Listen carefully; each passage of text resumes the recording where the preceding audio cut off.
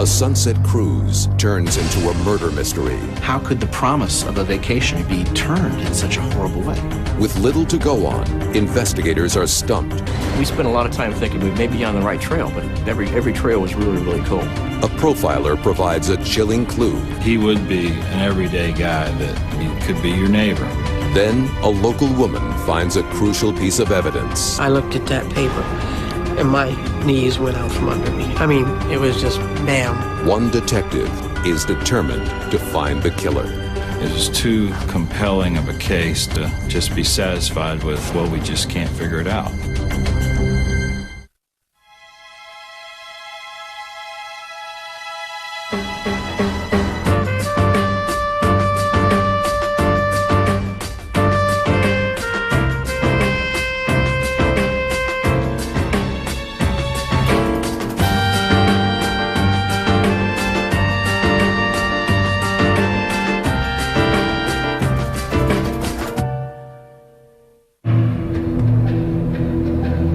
For 3 years, Detective Glenn Moore investigated one of the most notorious homicide cases in Florida's history. When his leads turned cold, he drove the streets of Tampa, searching for anything that might lead him to a serial killer. I was out to catch a demon.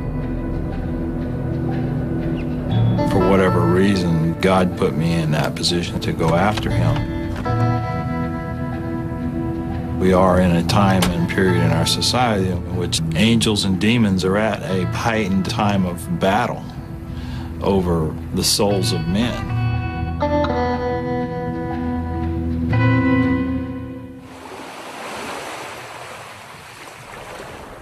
It all began Sunday morning, June 4th, 1989. The Coast Guard finds the bodies of 3 women floating in Tampa Bay.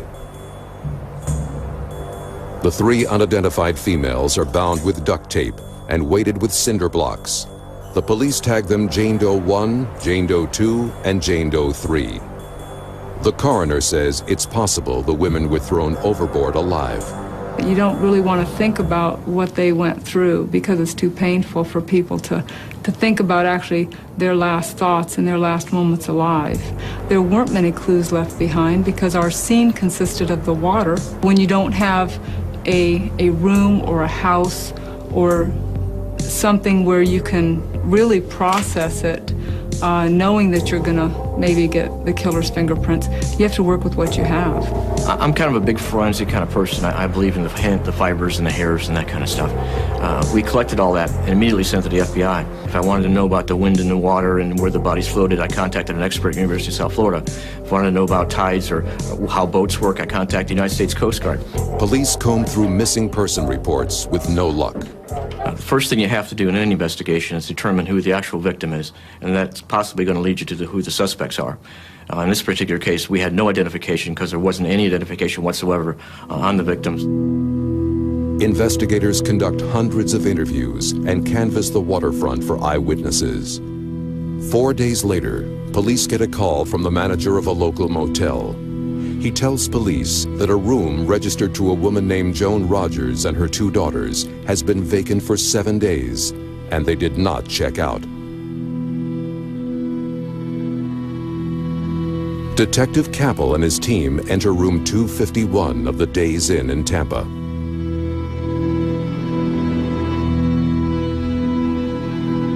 There were balloons, there was stuffed animals, there was toys laying around, ladies' makeup was on the counter. It was like somebody just had stepped out for dinner and was planning on coming back.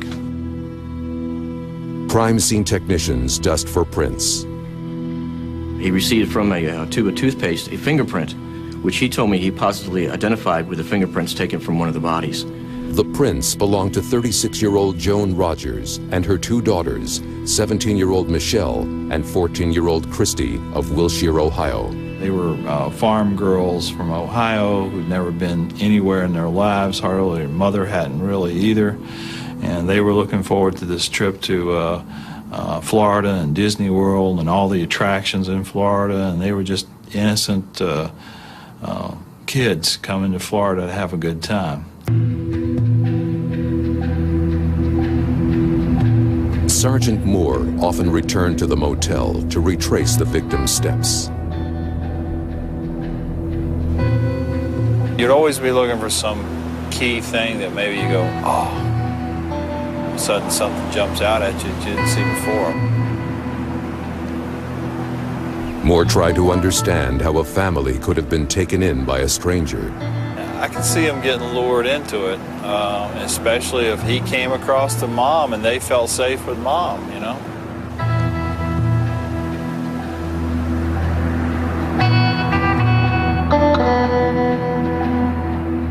Police find the Rogers car abandoned at a boat dock only a mile away. Inside the car, police discover a travel brochure along with days in stationery with handwritten directions on them.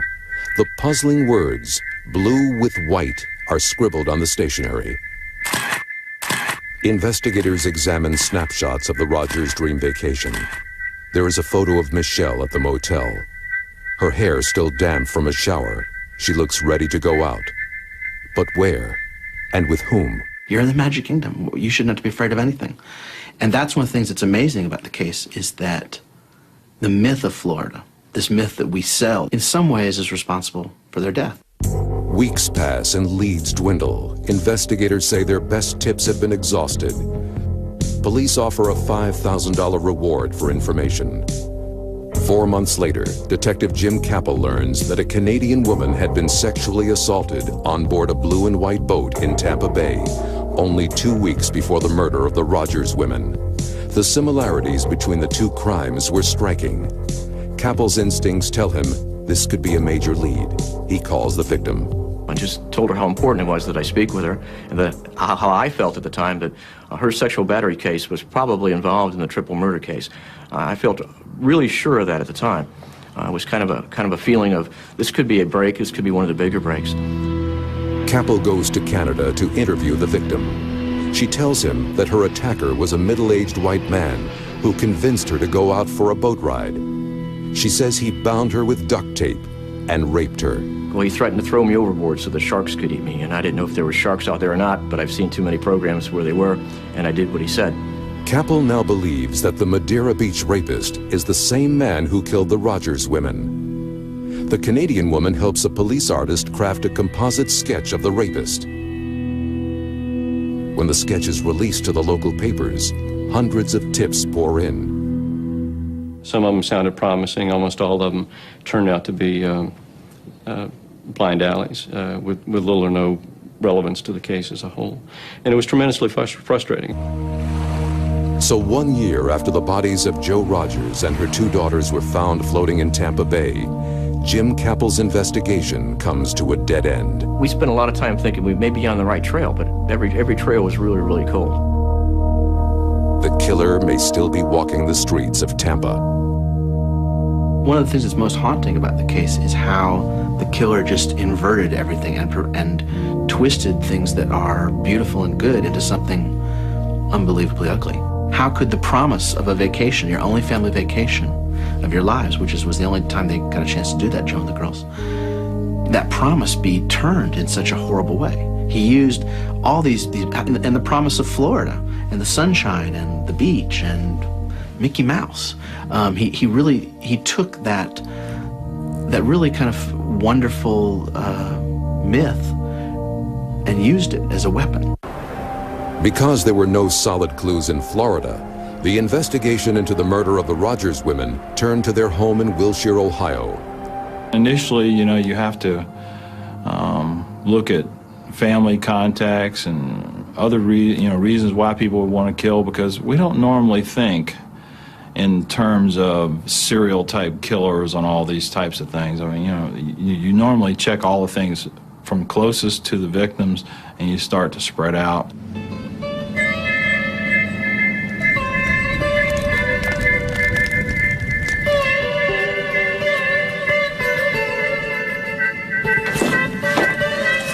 Detectives question Hal Rogers, a man who today still struggles with his loss. Yeah, I miss my kids. They're kind of stuck at their 14 and 18, 19. I don't even remember some days, I mean, it's been 13 years. one would have been 30 years old. It's kind of scary. I can't picture it that way. Chris would have been 27. It's kind of scary. I'm just wondering what their life would have been like. I miss my wife very much, too. Investigators study postcards the girls sent home, hoping to find a clue that would lead them to their killer. Stayed the night at Titusville, leaving for SeaWorld, then Disney World tonight for 3 nights. Weather is hot, humidity is very high. Kids having a great time, dragging me everywhere. Better go, have to get Christy out of bed. Love ya, take care, don't work too hard. But they find only details of a happy road trip. Hi. Yesterday we went to the zoo in Jacksonville. Later we went to Silver Springs and rode on a glass-bottom boat. Today we are going to a beach and then to SeaWorld. I miss you. Love, Shell. It was Sunday, June 4th. Hal began to worry because the girls were due back in Ohio. 5 days later, police told Hal the bad news. You know it's real, but you ain't real sure.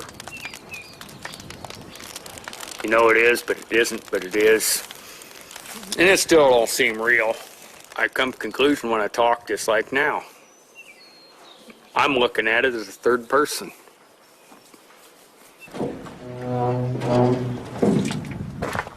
Hal Rogers had stayed behind to work his farm while his family made their fateful journey.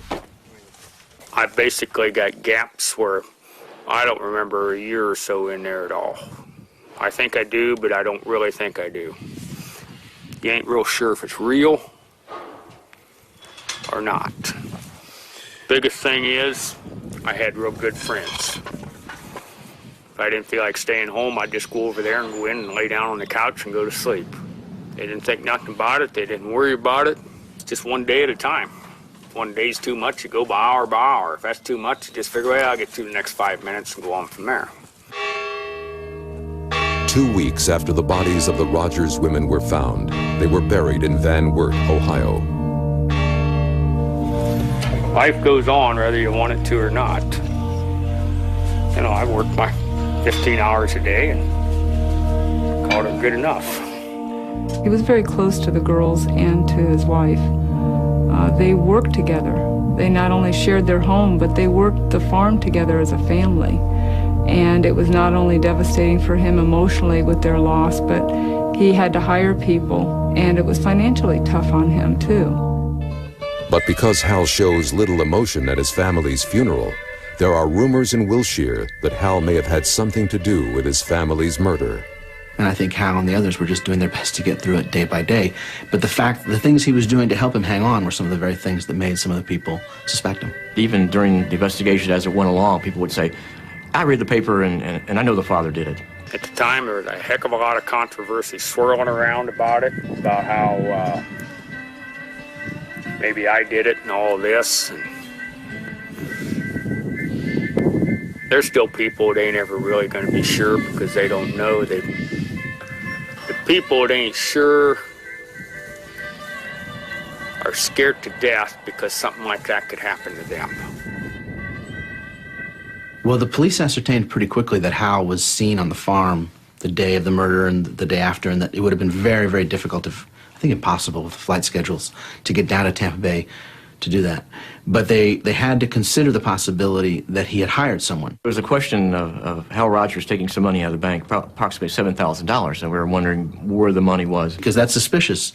That's something you got to at least consider, is that he took out the money really to hire somebody. And Hal, as I recall, he had $1,000 in his pocket, and he had $6,000 in the glove compartment. By the way, you had some money drawn out. Where's it at? And it's laying on the dash of the truck in an envelope. That's where it was. So him being able to find them or to hire somebody to hurt them, it wasn't done. We accounted for all of his money. We accounted for his time there in Ohio and everything. Then it is Hal's brother John who catches the attention of investigators. Well, in a couple years before the murders, it was discovered that John Rogers, who was Hal's brother, was accused of raping a former or a roommate of his who was a former girlfriend. And the police also found evidence as they investigated that to show that he had molested and raped Michelle, the older daughter. But when they look further, the promising lead becomes another dead end. Michelle did not want to testify. She did not want to go through trial. And they decided to drop charges in Michelle's case, so he didn't have a revenge motive toward Michelle. He had nothing to gain by having her killed. With the family eliminated as suspects and no significant leads in the Madeira Beach rape, most of the investigators are taken off the case. Some worry whether the crime will ever be solved. If it went unanswered and we didn't do something about it, if the rest of us didn't care and remember them, and that would be beyond horrific. When we return, a new team restarts the investigation.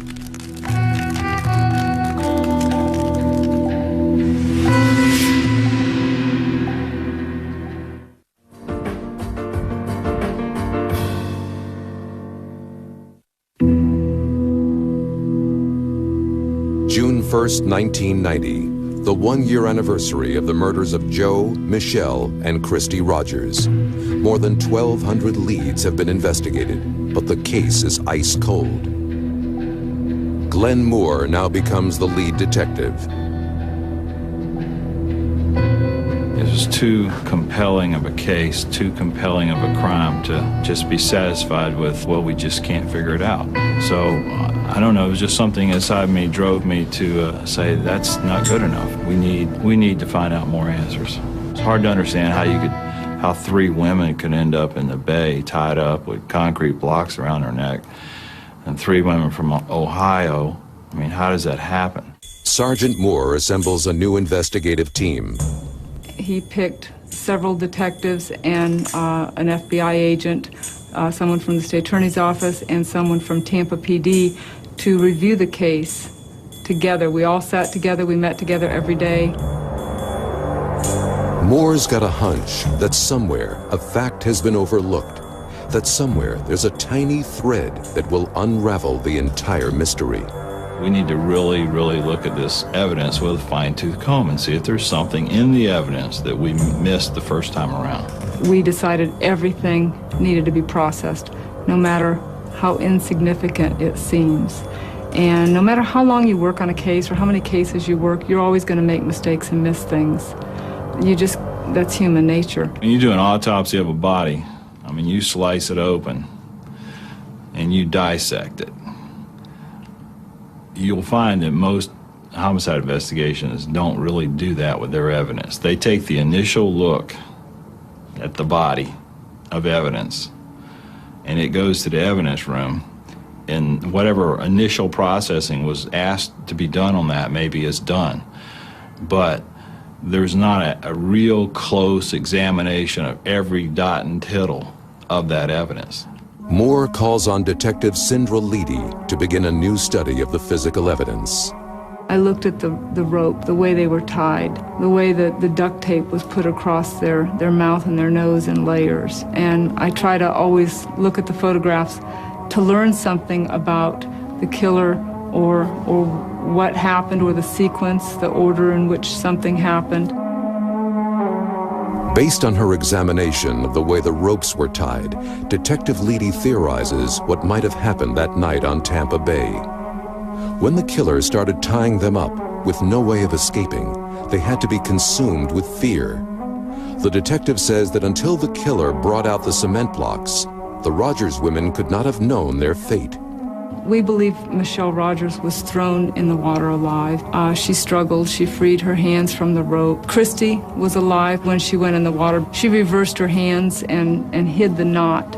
So she was trying to get out of her rope. This killer's particular sicknesses was that he enjoyed hurting someone in front of someone they love. Detective Leedy now shifts her focus to a piece of evidence that had been overlooked during the initial investigation, the brochure found in the car. It had never been fingerprinted before, and then we got some prints off of it, and it turns out the big thing we got off of it was a palm print. There are also questions about the handwritten directions found on the brochure. The handwriting had not been analyzed to see, okay, whose writing was it? After you examined it, you realized that this was some instructions on how to get to the motel from somewhere in Tampa. Investigators send the brochure to a handwriting expert for analysis. The expert determines that the scribbled directions were not written by any of the Rogers women. Which gave us a clue that maybe they were lost and they met someone and someone gave them instructions on how to get to the motel. That someone would know where they were going. Detective Leedy and Sergeant Moore are now sure that the handwriting and unidentified palm print found on the brochure belong to the killer. That person knows they're at the motel, so that person could conceivably contact them. They also remember the note that was scribbled on the Days Inn stationery, the description of the killer's boat. We got lots of leads on blue and white boats. I mean, it seems like thousands of people in Tampa area have blue and white boats. So you check out a lot of those leads. We never got a lead on the right blue and white boat. Meanwhile, in a suburban neighborhood not far away, a woman named Joanne Steffi stares at the newspaper clipping on her refrigerator. She had taped it there over a year earlier when the police first released the composite sketch of the Madeira Beach rape suspect. I read the article, looked at the composite, got in my car and started out, and as I went by his house, it hit. I just looked over at his house and I said, my God, it's him. Steffi thought the sketch resembled a red-haired contractor who lived only 2 doors down. He was attracted to women. I don't care what your age. I think he was just electric. Anytime I talked to him or was around him, literally the hair on the back of my neck would stand up. I would get the creeps. He wouldn't look at you. He wouldn't look you in the eye. There was just something about his mannerisms. He wasn't right. He wasn't being honest. He wasn't being sincere. He scared me. One night, Steffi says she became even more concerned when she caught him watching her. Back, say, 15, 20 feet in the yard, and peering over towards my house, the window that I'm at was at. So I turned off all the lights and stood there and watched him because I was scared. This was after I had seen the composite, and I was really scared. So I watched him. It lasted 5 to 10 minutes. I couldn't tell you how long.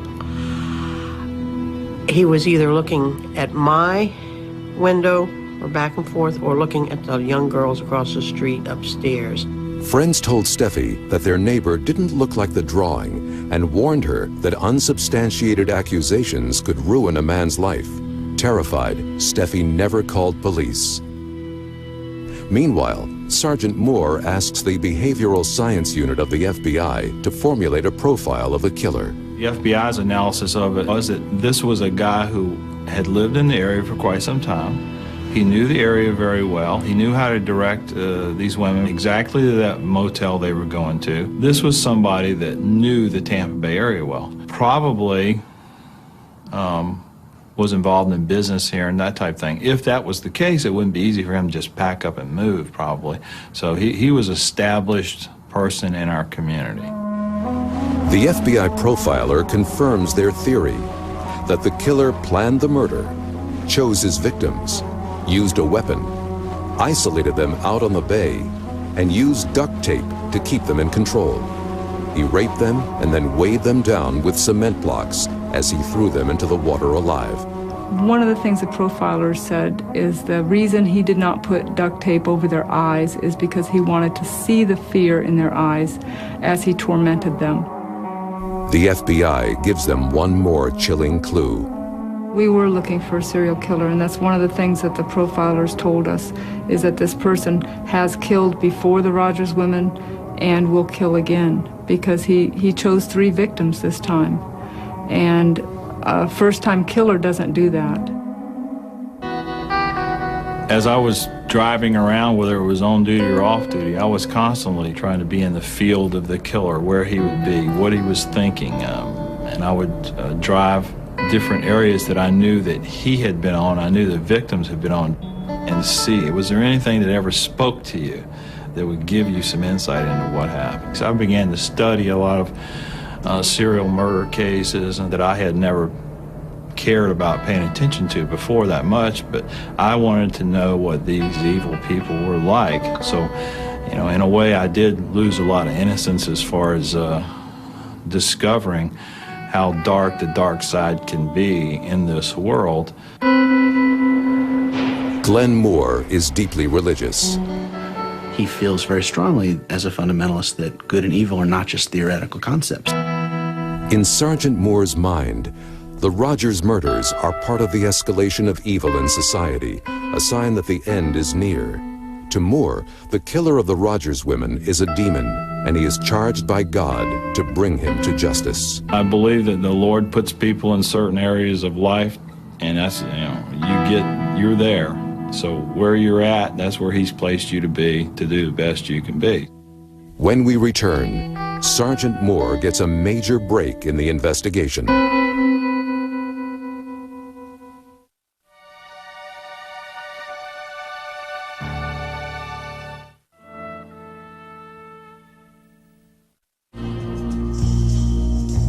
3 years later, investigators still have not found the killer of the Rogers family.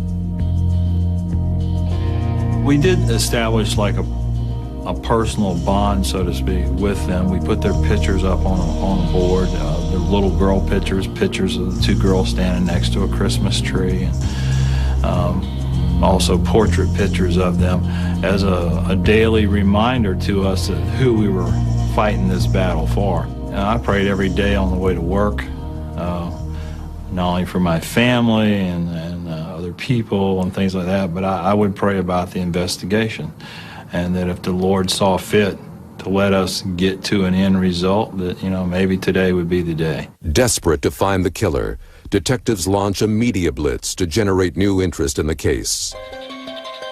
Unsolved Mysteries broadcasts a segment on the murders. Investigators work the telephone lines, hoping to get a solid lead. This guy is very capable of doing this again, and we need your help finding him. So we released a lot of information at the very first news conference to the public through the media to get them refocused. At that press conference, Moore unveils a blow-up of the handwriting on the brochure found in the Rogers car. We put out that we believed that the person who wrote this, in all likelihood, could be the killer of the Rogers women, and we wanted people to look for this handwriting. Moore hopes his strategy will smoke out the killer. I believe that the person was still in our midst. If we did any type of media release or anything else, that he was going to be watching that. So I wanted to send him a clear sign that we were coming after him and that he could not rest because we were going to find him. Because one of the things I wanted him to do was get nervous, get scared, do something stupid, you know, run, pack up his bags. You know, anything that we could generate some action by him that would create suspicion by neighbors, family, or whatever. The morning after Moore's press conference, Joanne Steffi sees an article in the newspaper with the blow-up of the killer's handwriting. Steffi believes her neighbor, Moselle Smith, may have a critical piece of evidence, a sample of his handwriting. He was putting an aluminum enclosure porch on a house, and it was the written estimate. Well, when I think Smitty handed it to me and said, "Here, go ahead and take a look at it." And I had the copy from the paper.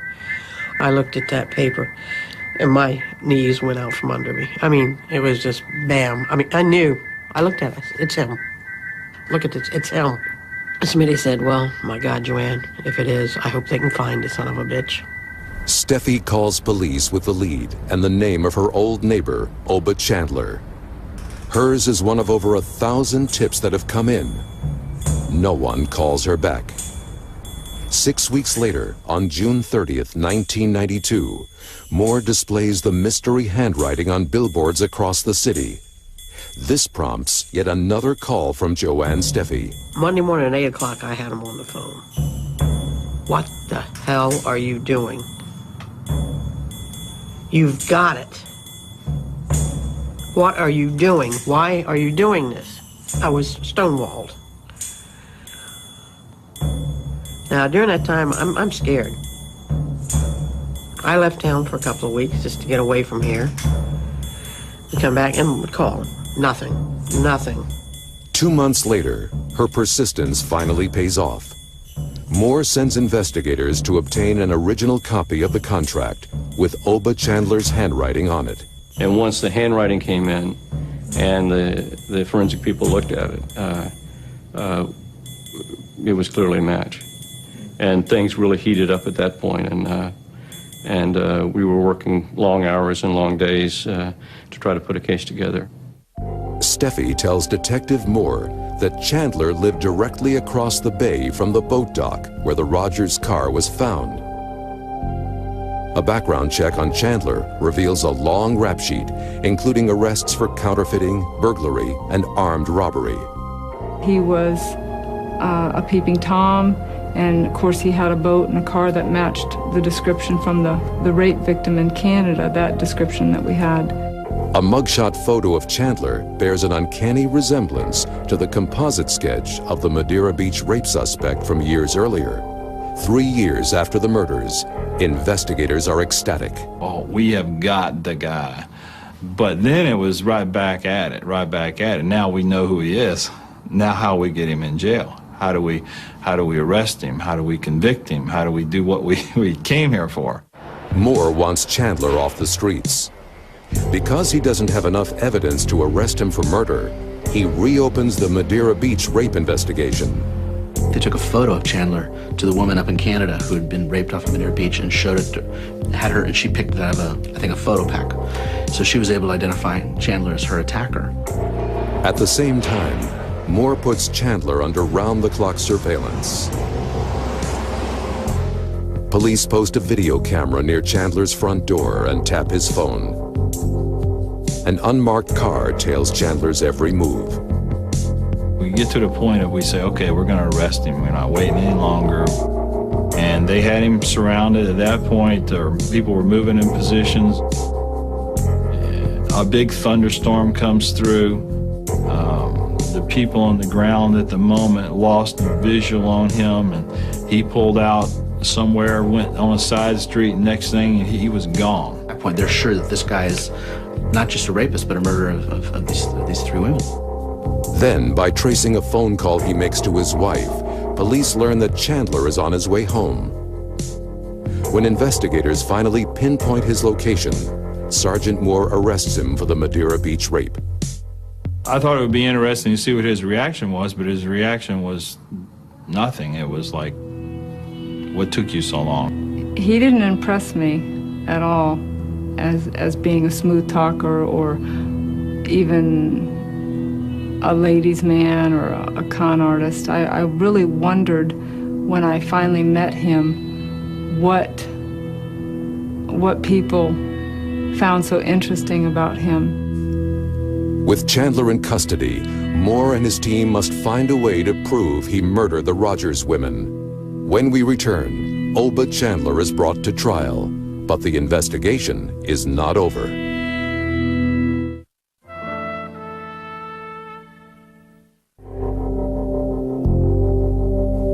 Three years after the murders, Oba Chandler is in jail on the Madeira Beach rape charge. The state attorney's office needs more evidence to indict Chandler for the murders of the Rogers women. Because Chandler no longer owns the blue and white boat that police believe he used in the murders, investigators search his house and even dredge the canal behind it, looking for clues. He was a very, very odd person. Some of the men we interviewed felt uncomfortable around Chandler because they thought he was too friendly toward women, too outgoing, and a lot of the people could see right through him, that he was all talk. They find 41-year-old Oba Chandler has a talent for moving from woman to woman. A year before the murder, Chandler married Deborah Ann Whitman, his fifth wife. They bought a house on Dalton Avenue in Tampa Bay. Police quickly learned he'd been in trouble with the law and had a very violent past virtually all his life. And it had intensified in the years before the murders. Back when we were growing up, you know, we used to go rat hunting. Big rats, street rats, you know? Okay. And I like to remember him with the stick, and he'd put a nail on the end of it, and he would kill the rats. And he'd say, well, sis, there's another one that won't bite you. Family members tell investigators there was a turning point at age 10. Chandler found his father hanging in the basement. So that was pretty traumatic. His criminal activity started after that, very soon after that. At his father's funeral, Chandler threw himself into the open grave and kicked at his father's coffin. At 14, he was stealing cars. My whole life has been running from the police. Starting from 1969, when I was first arrested. You got to remember something, where I was raised up as a kid. The majority of the time, you wasn't arrested. When you was caught doing something, you got beat out of you with sticks, nightsticks by the cops. Investigators finally locate Chandler's boat. He had sold it only months after the murders. It matches the exact description given to police by the rape victim.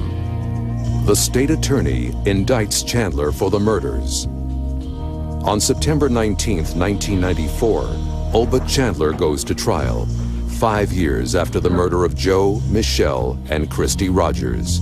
Defense attorney Fred Zinnober says the prosecution's case has no real evidence tying Chandler to the murders. Try as they might, they couldn't find anything to link this guy to the crime, and Chandler absolutely, 100% insisted that, yes, I met these ladies, I gave them directions, but I had nothing to do with that this was just a series of bad coincidences that led to fingers being pointed at him, but didn't lead to proof beyond a reasonable doubt that this is the right guy. The prosecution does not have proof that Chandler was out on the water that night. So as the trial continues, so does the investigation. One of our investigators was very persistent in going after the phone records for the Chandler's residence. And even though we'd been repeatedly told they were not in existence, he convinced some people at General Telephone to continue looking. They were able to establish for sure he was on the water those nights, and that was crucial. That was what they call the silver bullet. And they actually found records that showed marine phone tolls to his house on both the day of the Madeira Beach rape and 5 calls on June 2nd. Ranging from about 1 a.m., 3 calls between 1 a.m. and 1:30, and 2 more calls around 8 to 10 p.m., 10 a.m. the next day. And that put him on the water the entire night of the murder and put him on the water the day of the Madeira Beach rape. Chandler eventually admits that he was out on the water all night, but alone. Oba Chandler thinks he can talk his way out of and into anything. So he thought he could talk his way out of, tell the jury that he didn't have anything to do with it. Chandler says the reason that he was out on the water all night was because his boat had a fuel leak. Hoping to trip up Chandler, prosecutor Doug Crow asks him to point out in a photo of his boat where the broken fuel line was located. In the front of the engine, up in the front. Okay, where? Up in here? Well, the gas lines come from gas tank, which is under the floor here. As soon as he started testifying to that, we started contacting experts in the boating field, and we found one that actually worked for Florida Marine Patrol and had him examine this boat to examine this fuel system, what he had described, and see if that could happen. Well, after his examination of it, he found out there was no way possible for it to happen what Oba said could happen. Chandler is caught in a lie. Doug kept coming at him, and you could see him Chandler getting just more and more frustrated, and his face was growing red, and he was angry. And he actually said to the judge, I'm sorry, Judge, he really irritates me. And Judge Schaefer said, this is one of the best trial lawyers around. You don't want to be trying to trade barbs with him, just answers questions. I don't know. I can't see the gas tank. You don't know where the gas tanks are? I know it's in the floor, but I don't know where. But he went right after him and just right for the jugular. And it worked because it got Oba so shook Everything that was coming out of his mouth wasn't making sense. With the evidence from the phone records, the testimony of the Canadian rape victim, and Chandler lying on the stand, the jury needs little more than an hour to find him guilty. On September 29, 1994, Chandler is convicted of 3 counts of first-degree murder. A month after the trial and his conviction for the murders of Joe, Michelle, and Christy Rogers, Chandler appears before Judge Schaefer for sentencing. She describes the horror of Chandler's crime. 1 victim was first, 2 watched. Imagine the fear.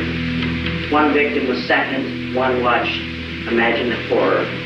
Finally, the last victim, who had seen the other 2 disappear over the side, was lifted up and thrown overboard. Imagine the terror. Oh, but Chandler, you have not only forfeited your right to live among us, under the laws of the state of Florida, you have forfeited your right to live at all. We had a couple people on the jury who were not in favor of the death sentence, and the verdict was unanimous for the death sentence because the crime was so horrible and their deaths were so prolonged, and their torture and fear just was allowed to mount until they finally did die or seep into blessed unconsciousness. Oba Chandler is on death row at a Florida state prison. He has lost all his appeals, but still maintains his innocence. They simply asked me directions, that's it. We're lost, we're looking for the Days Inn over here, and I thought that they was talking about the Days Inn that was just right across the interstate there. And when I said, well, just because, they said it's on 60, Route 60. That's when I said, well, it's right here, And that's when the kid stuck her head up out of the side of the car and was hollering Rocky Point. I said, well, you don't want that one. You don't want to go down 60. Get up here on the expressway, go down this way, and that was it. That was it. I never saw him again. I just had the basic misfortune of meeting these people, that's all. I feel definitely that he's killed other people. I mean, in my mind, there's no doubt. I'm glad he's off the streets. And anyone that can kill someone like he did is But the reality for me is to know that there's plenty of other ones out there taking his place. That's the sad part about it is we can't seem to get our hands on all of them. All those people who worked on it, I think they'd all agree that it was worth it. You cannot allow someone to do what happened to Joe and her daughters and get away with it. And I think it's really important to the rest of us that the system did not forget them. The system fails sometimes, but in this case, the system went after justice with just incredible energy and creativity, and they worked their butts off. An awful lot of people to see that justice was done. I believe that Oba Chandler is demon possessed. For whatever reason, I was put in a place to go after him. Oba is assigned by the word of God that he'll pay for what he's done. So that's not in my hands anymore. It's in God's hands. What's going to be the end demise of him? And if it is that he be executed, then he's executed. And that's the way it is. I can't do anything about that. Evil will pay.